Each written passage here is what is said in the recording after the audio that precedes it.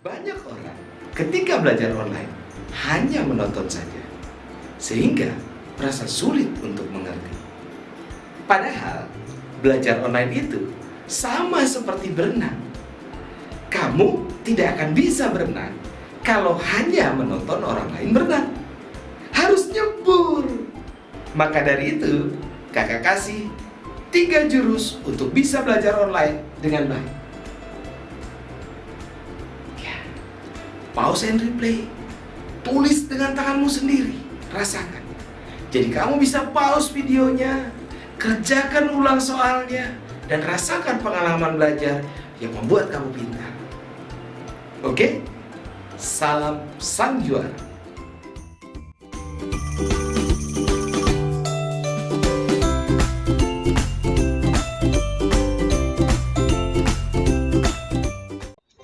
Hai, Assalamualaikum warahmatullahi wabarakatuh. Perkenalkan, nama kakak Kak Ruli, kakak pengejar kimia bimbingan belajar Quantum Research. Di kelas 10, kelas 11, kelas 12, insya Allah kakak akan mengisi konten-konten yang berkaitan dengan pembelajaran kimia di SMA. Mungkin di kelas 10 kalian akan belajar tentang yang pertama itu berkaitan dengan esensi atau disebut sebagai hakikat ilmu kimia. Jadi belajar ilmu kimia ini buat apa sih? Kemudian apa sih yang dipelajari di ilmu kimia ini atau di pelajaran kimia ini? Di materi awal ini kakak akan kupas apa aja yang dipelajari hakikat ilmu kimia. Sebenarnya ilmu kimia itu mempelajari apa aja? Nah, itu akan kita pelajari semuanya di video ini. Sekilas kita masuk ke materi yaitu hakikat ilmu kimia. Oke, jadi yang pertama, kalau kita bicara tentang hakikat ilmu kimia, pasti kita akan bicara tentang pengertiannya. Apa sih pengertian ilmu kimia? Jadi, ilmu kimia itu adalah ilmu yang mempelajari suatu materi atau zat, itu sebenarnya dia bisa mengalami perubahan, baik perubahan bentuk maupun susunan partikelnya menjadi bentuk yang lain. Nah, perubahan bentuk dan susunan partikel ini akan mempengaruhi sifat-sifat yang berbeda wujud dari semula. Jadi, kalau kita bicara tentang ilmu kimia itu berarti kita bicara tentang ilmu perubahan, ya kan? Perubahan baik itu perubahan bentuknya ataupun perubahan partikelnya kemudian berubah menjadi bentuk atau wujud yang lain. Contoh, misalkan kalau misalkan kamu punya kayu, kita bakar, apa yang terjadi? Kayunya gosong, ya kan? Artinya dari kayu akan berubah wujud atau berubah bentuk menjadi arang. Oke, itu berarti terjadi perubahan kimia. Nah, itu sebenarnya esensi yang kita pelajari, sehingga nanti kita akan bisa mempengaruhi. Misalkan kita mau membuat sesuatu, maka kita butuh zat apa aja supaya nanti kita mau menghasilkan sesuatu yang kita mau, gitu.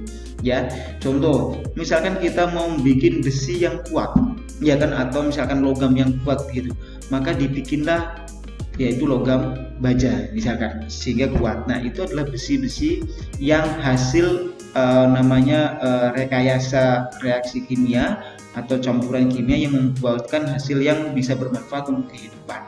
Ya, salah satunya itu. Kemudian kalau dalam kehidupan sehari-hari misalkan sederhana, ya kan, misalkan kebutuhan sehari-hari apakah itu sampo, sabun, odol dan yang lainnya itu adalah hasil-hasil dari reaksi-reaksi kimia, zat-zat kimia yang dicampurkan kemudian menghasilkan sesuatunya bermanfaat untuk kehidupan. Nah, itulah esensi kita belajar kimia. Oke, berikutnya pokok bahasanya apa aja di sini. Jadi yang pertama itu kita bicara tentang partikel penyusun zat atau partikel penyusun materi. Ini yang kita bahas. Kemudian yang kedua adalah kita akan bahas tentang sifat dan perubahan dari suatu materi atau zat, gitu ya. Jadi yang pertama kita bahas dulu partikel penyusun materi atau zat. Yang pertama itu apa, gitu kan? Jadi kita tahu bahwasanya penyusun yang pertama itu ada yang disebut sebagai atom, ya. Mungkin di SMP kamu sudah tahu apa itu atom. Kemudian ada molekul, kemudian ada ion. Ya kan? Kita spesifik atom dulu ya. Jadi atom itu adalah partikel terkecil suatu unsur yang memiliki sifat kimia sesuai dengan unsurnya.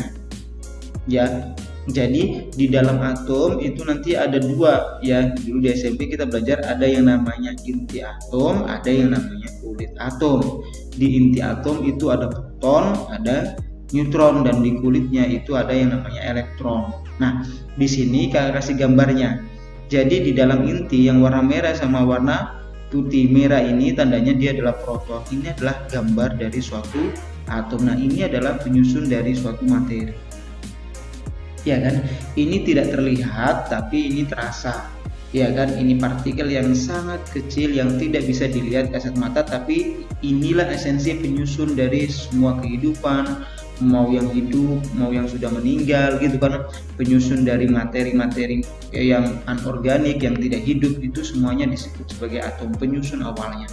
Nah, di dalam atom ini ternyata ada penyusunnya, yaitu ada yang namanya proton, neutron, dan juga elektron gitu ya. Nah, ini nanti secara detail akan kita bahas di pertemuan berikutnya, yaitu berkaitan dengan teori-teori atom. Siapa aja yang mau tentang atom itu nanti kita akan bahas di bab berikutnya. Oke, kemudian selain atom itu ada molekul. Apa itu molekul gitu kan? Molekul adalah partikel terkecil suatu unsur atau senyawa yang terbentuk dari gabungan dua atom atau lebih yang terikat secara kimia. Artinya kalau kita bicara molekul, ini adalah gabungan, ya kan, dari atom dengan atom, kemudian dia berikatan secara ikatan kimia. Ya, secara detailnya juga nanti akan kita bahas di bab ikatan kimia di kelas 10. Nah, di bab awal yang penting kita tahu dulu, oh ternyata ini loh yang disebut sebagai molekul. Nah, di dalam molekul itu ada yang disebut sebagai molekul unsur. Nah, molekul unsur itu apa sih? Molekul unsur itu adalah yaitu penyusun senyawanya itu penyusun atomnya itu adalah yang sama. Misalkan di sini O itu oksigen ya, maka dia akan bergabung dengan oksigen sehingga digambarkan suatu senyawa yang sama. Anggaplah ini adalah O, ini adalah O, maka O dengan O bergabung. Nah, disebut molekul unsur yang seperti ini. Oksigen, ada hidrogen gitu. Kalau di sini kakak tambahin, misalkan nanti kamu tahu itu gas klor, misalkan ini gas yang beracun gitu. Kemudian nanti ada nitrogen, gas nitrogen yang biasa buat pompa ban. Kalau di pom bensin kan suka ada yang jual gas nitrogen tuh. Nah, itu juga termasuk molekul unsur. Kemudian berikutnya yaitu ada yang disebut sebagai molekul senyawa. Ya kan? Kalau molekul senyawa itu adalah terdiri dari gabungan satu atau lebih dari dua unsur yang berbeda. Ingatnya ya, berbeda. Jadi contoh misalkan di sini ada CO2. C dengan O-nya ada dua, ini kan lebih dari dua atom ya. Tetapi ini berbeda, ini juga berbeda, ini juga berbeda, ya kan? Ini H2O itu adalah senyawa air, KCl itu adalah garam, ya kan? Nah, kalau digambarkan seperti ini, ya kan? Awalnya dia ini atom-atom sendiri bergabung, gitu kan? Menjadi satu, menjadi KCl. Oke, nah berikutnya itu ada yang namanya ion. Ion itu adalah suatu unsur yang bisa dia suatu atom yang melepaskan elektron atau dia menerima elektron ya. Jadi kalau misalkan kita bicara tentangnya adalah ion positif, nih di sini adalah namanya kation. Kation itu di sini disimbolkan K, kemudian ada tanda positif. Ini artinya dia melepas elektron, ya kan? Karena positif. Kak, tandanya kok berbeda? Iya, secara maknanya begini.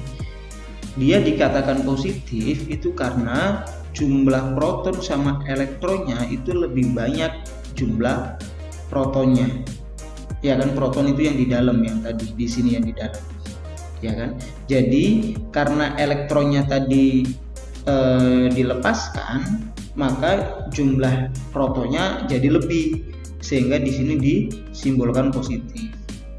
Ya, kemudian yang kedua, ini contohnya ada K plus, ada Mg2 plus gitu ya. Kemudian yang kedua adalah negatif. Ion negatif disebutnya anion. Nah, ini contohnya misalkan Cl- disimbolkan minus. Artinya apa? Artinya dia sebenarnya menyerap elektron. atau mengambil elektron dari senyawa atau unsur yang lain gitu ya, itu dari atom yang lain. Oke, sampai sini kita lanjut. Nah, ini contoh-contohnya ada OH-, ada Cl-.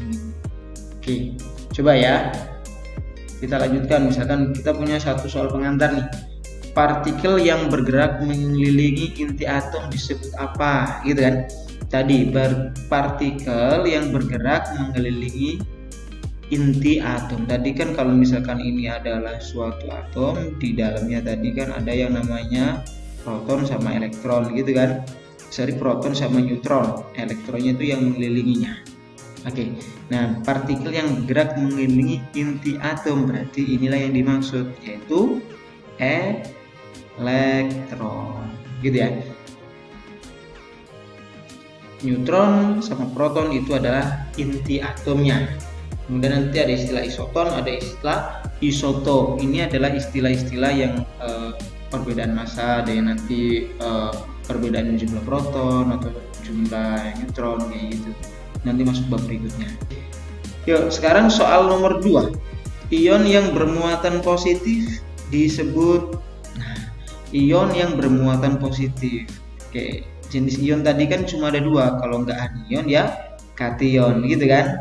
Kalau untuk kation adalah positif, anion adalah yang negatif. Jadi jawabannya adalah yang kation gitu ya. Kation K+ tadi contohnya. Oke, berikutnya soal nomor 3. Partikel di bawah ini tergolong partikel subatomik. Apa itu partikel subatomik? Partikel subatomik itu adalah penyusun dari atom gitu. Tadi kan ada ini atom, di dalamnya ada intinya kan, ada proton, ada neutron, di luarnya ada yang namanya elektron gitu.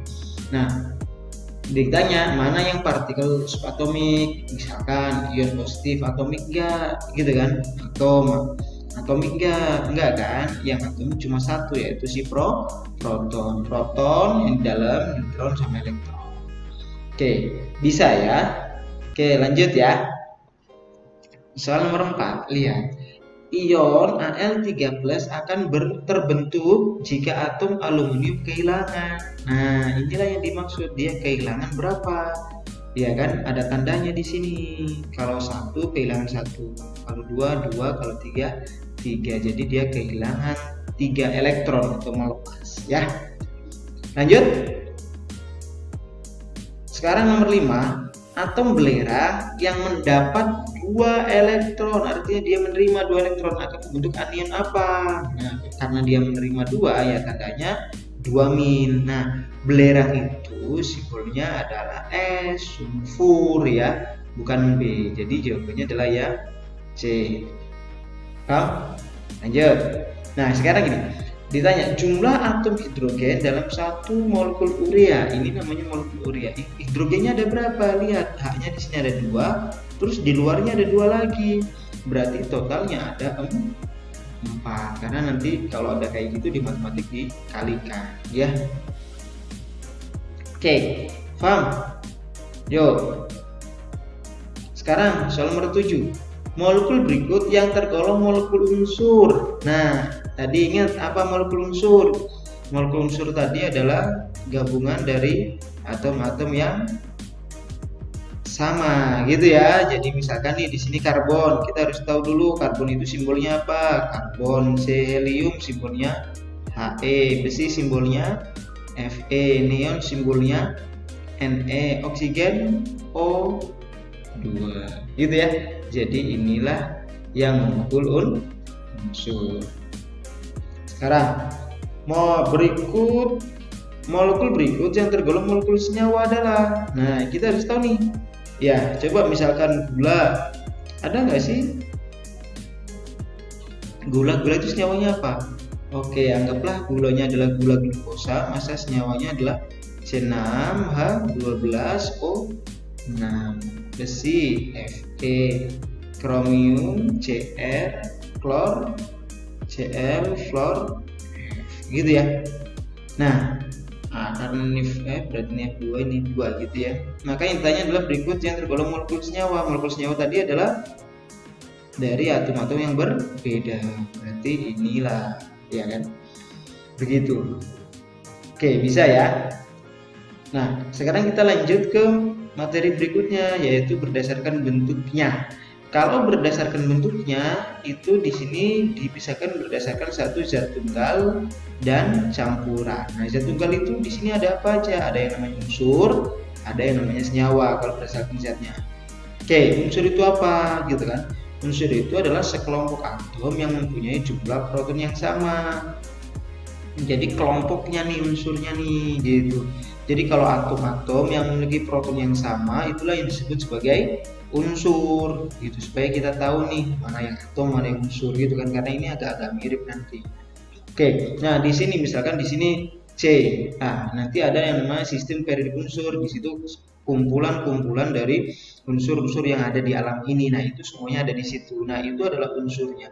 Nah, unsur di situ sebenarnya adalah kumpulan dari suatu atom yang memiliki proton yang sama. Sehingga kalau protonnya sama dipastikan bisa jadi nanti itu adalah satu unsur. Tapi kalau misalkan protonnya berbeda, itu biasanya unsurnya berbeda. Ini kecuali nanti ada yang namanya radioaktif, itu kita berbeda secara apa namanya pemahamannya ya. Secara umumnya seperti itu dulu. Oke, ada C karbon, Na natrium, Ca adalah kalsium. Oke, kemudian yang disebut dengan senyawa, gitu kan? Kalau senyawa itu adalah zat tunggal yang terdiri dari beberapa unsur. Beberapa ini bisa satu, bisa dua ya, bisa juga lebih gitu. Misalkan H2O, gitu kan? Kemudian ada CO2 atau senyawa yang lain, misalkan NaCl, KCl dan yang lainnya. Itu termasuk zat tunggal. Nah, yang campuran bagaimana? Nah, yang campuran ini ada 3 ya. Ada yang namanya larutan. Larutan itu adalah campuran yang tercampur secara sempurna atau sepenuhnya. Contoh, kalau kita ngelarutin air dengan gula diaduk gitu kan, maka gulanya seolah-olah hilang, bercampur secara seutuhnya dengan siapa? Dengan air. Kamu larutin air dengan garam, itu sama. Nah, itu disebut sebagai larutan yang seperti itu.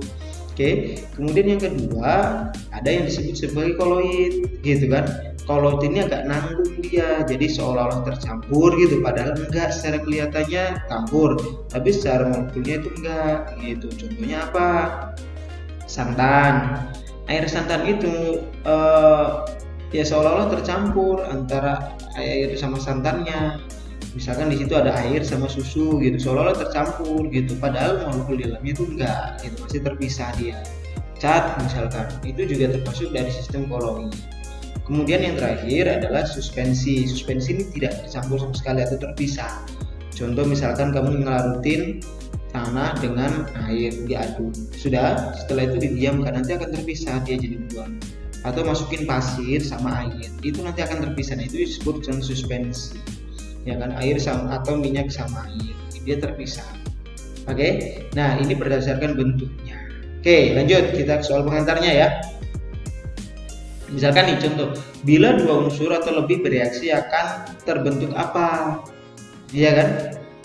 Dua unsur atau lebih, senyawa, unsur, campuran, kemudian campuran atau koloid. Nah, kalau ini udah jelas ya, ini nanti akan membentuk suatu senyawa gitu ya, karena campuran dari dua unsur atau lebih. Oke, soal yang berikutnya nomor 10. Dari zat berikut yang tergolong senyawa adalah, nah ini kita harus tahu ini apakah unsur atau senyawa. Misalkan nitrogen, berarti kan asam cuka. Asam cuka itu CH3COH yang biasa juga manggil bakso. Karbon itu C, belerang itu S, sulfur S ya ini. Jadi S, belerang, jangan sampai salah, B nanti S, kemudian fosfor itu P gitu. Nah, kita ketahuan kan yang senyawa yang mana gitu. Oke, yang B ya, lanjut. Di antara berikut zat-zat berikut yang tergolong bukan unsur, ya kan? Dia bilangnya adalah bukan unsur. Berarti apa dong? Senyawa dong. Berarti fosfor tadi apa? Oke, gitu kan, air H2O. Gitu kan? Hidrogen H. Kemudian belerang S, kalium K. Berarti air ya, teman. Oke, kemudian rumus kimia yang benar untuk unsur nitrogen. Nah, nitrogen, nikel, neon, dan mangan berturut-turut adalah nitrogen N, ya kan, nikel Ni, neon Ne, kemudian mangan Mn, mangan. Nah, ini supaya kita tahu ya, biasanya untuk simbol-simbol itu ada dua bentuk gitu deh. Biasanya dia terdiri dari huruf besar atau huruf besar disambung dengan huruf kecil. Kalau seperti ini, maka ini disebut sebagai unsur. Ini juga unsur. Tapi kalau misalkan kok ada kakak punya C dengan O kecil gitu, ini namanya kobalt. Tapi kalau ada CO, nah ini beda karena C besar O besar. Ini udah jadi suatu senyawa namanya. Nah, ini C besar O besar namanya karbon monoksida. Jadi unsur itu simbolnya huruf besar atau huruf besar dan huruf kecil. Kalau udah dua huruf besar itu udah pasti dia bentuknya senyawa. Oke, berikutnya nomor 13. Pada kondisi tertentu, reaksi penguraian magnesium nitrat akan menghasilkan unsur-unsur apa? Nih, iya kan? Pada kondisi tertentu, reaksinya ini ada magnesium, ada nitrat. Supaya kita tahu magnesium nitrat itu adalah MgNO3 2 kali. Ya kan? Berarti nanti di sini ada magnesium, ada Mg, ada N, ada O. Berarti ada magnesium, ada nitrogen, ada oksigen gitu. Karena diurai dari suatu senyawa, diurai itu akan didapatkan unsur-unsurnya. Oke, berikutnya unsur penyusun dari sukrosa. Nah, sukrosa itu golongan dari glukosa ya. Nah, ini ya, ini C berapa? C2 sebelah CHO ya.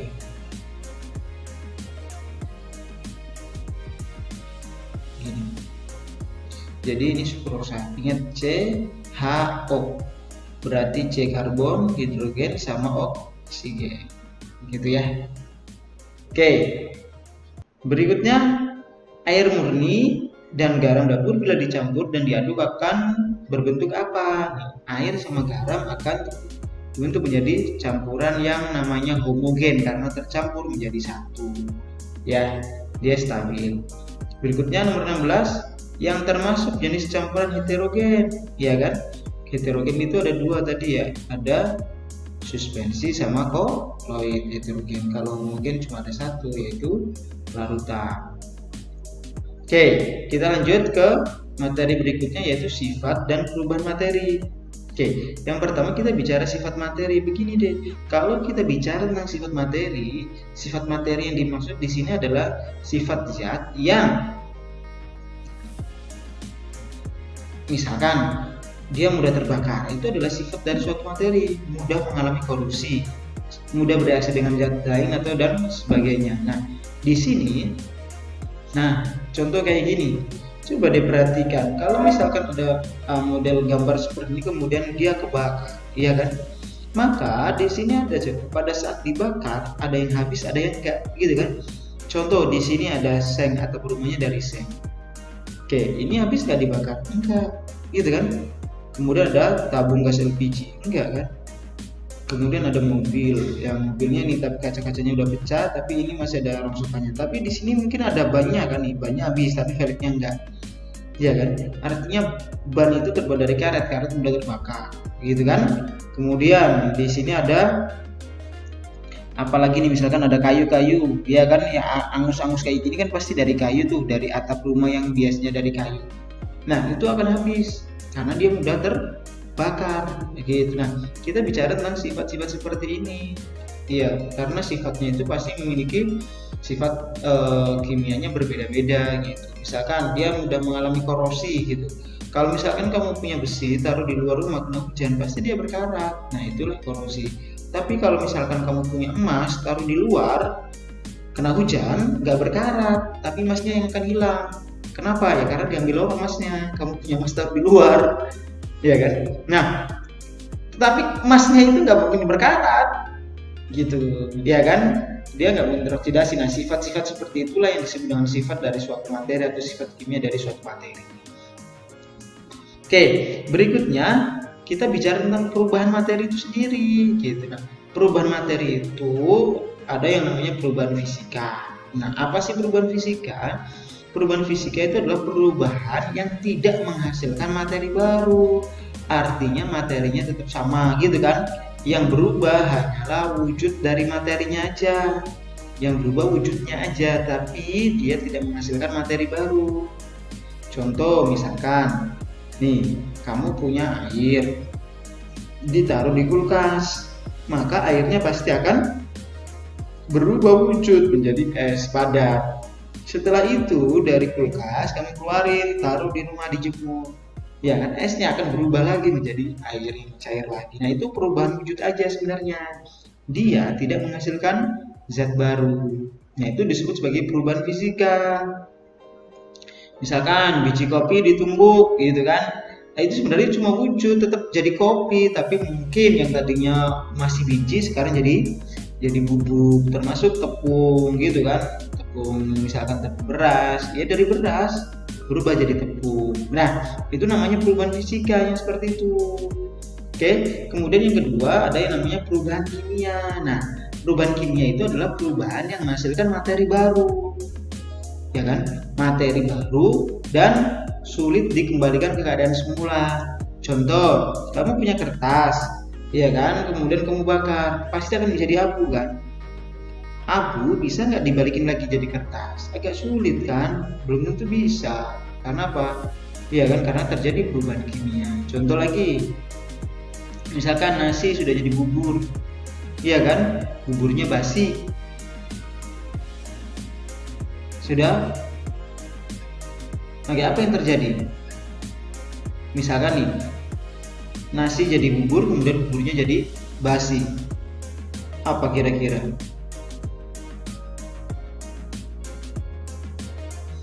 Ya pasti, ya bisa nggak sih kira-kira kalau misalkan kamu punya nasi basi atau bubur basi berubah lagi? Enggak kan? Karena sudah terjadi reaksi kimia. Nah, biasanya reaksi-reaksi kimia itu adalah begini. Jadi misalkan berkaitan dengan perubahan materi biologis. Contoh misalkan kamu punya nasi, kemudian difermentasi, itu terjadi reaksi kimia, berarti itu perubahan kimia gitu. Kamu punya singkong, kemudian dikasih difermentasi jadi tape singkong, itu adalah perubahan kimia. Termasuk tempe, kacang kedelai jadi tempe, itu perubahan kimia semua yang seperti itu ya, kecenderungannya ke arah biologis. Kemudian pembakaran itu juga termasuk perubahan kimia. Satu lagi contoh, misalkan kamu punya lilin dibakar, itu terjadi perubahan kimia. Tapi bedanya adalah kalau misalkan kamu punya lilin dilelehin, kalau lilin dilelehin itu perubahan fisika. Kenapa? Karena cuma berubah bentuk, yang tadinya batuan jadi meleleh gitu, menjadi wujud yang lain. Ya, jadi bedanya di situ. Oke, paham ya sampai sini?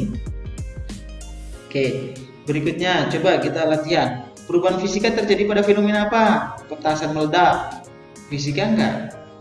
Kertas dipotong-potong, larutan asam bercampur dengan larutan basah, logam berkarat, kayu terbakar.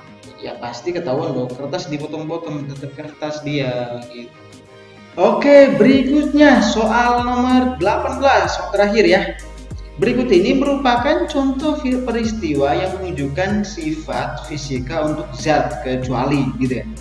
Ingat, di sini kamu ditanya sifat fisika tapi kecuali. Oke, yang fisika yang mana aja dulu? Oke, fisika ya.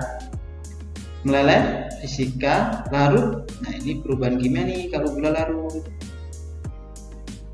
Air mendidih, fisika. Oke, kemudian besi menghantarkan listrik, fisika. Oke, berarti jawabannya gula larut ya. Oke, sudah. Jadi itu tadi kita sudah bahas tentang hakikat ilmu kimia, perubahan wujud, ya kan, kemudian penyusunnya. Oke, jadi ini adalah materi awal banget tentang kimia. Kemudian baru nanti di bab berikutnya baru akan kita dalami untuk materi-materi yang lainnya. Semoga dengan kakak sampaikan materi ini kalian lebih mengenal lagi tentang pelajaran kimia, sehingga nanti kalian akan sangat lebih suka materi-materi pelajaran kimia, karena kimia itu kan mudah dan menyenangkan gitu. Meskipun tidak terlihat, tapi kimia bisa dirasakan efeknya. Ya kan, meskipun tidak bisa terdengar gitu kan, tapi dia bisa dirasakan. itulah kimia. Oke, gitu aja dari kakak. Terima kasih sudah menyimak video dari awal sampai akhir. Terima kasih, salam sang juara. Jika kamu merasa video ini bermanfaat, jangan lupa like and share. Dan satu lagi, subscribe. Subscribe itu gratis. Ingat, subscribe itu gratis. Satu lagi, tekan tombol lonceng supaya kamu jadi orang yang pertama tahu saat Quantum mengeluarkan video terbaru. Oke?